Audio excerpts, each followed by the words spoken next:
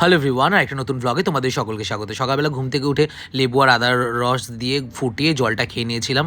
তো এটা আমি রোজই সকালবেলা খাচ্ছি এই কদিন। আর আজকে বুধবার ছিল, গণেশ বাবাকে পুজো করে নিয়েছিলাম। বাড়িতে কেউ নেই, আমি একাই রান্না করব, বাজারটাও আমি একা করেছি। তো ডালটা মাকে ফোন করে জেনে নিয়ে পাঁচ ফোড়ন দিয়ে, শুকনো লঙ্কা, তেজপাতা দিয়ে, ফোড়ন দিয়ে সেদ্ধ করা ডালটা ঢেলে দিয়ে একটু ভাজা মশলা ছড়িয়ে দিয়েছিলাম। আর এদিকে পেঁয়াজ, রসুন, কাঁচা লঙ্কা দিয়ে একটু মিক্স করে বেসন দিয়ে মাছের ডিমের বড়া করব। এগুলো আমি চচ্চড়িতে দেবো। আর চচ্চড়িটা আমি কিন্তু ফার্স্ট টাইম রান্না করবো। আমি একটু কর্নফ্লাওয়ারও দিয়ে দিয়েছিলাম। সিরিয়াসলি বলছি, অসাধারণ হয়েছিল।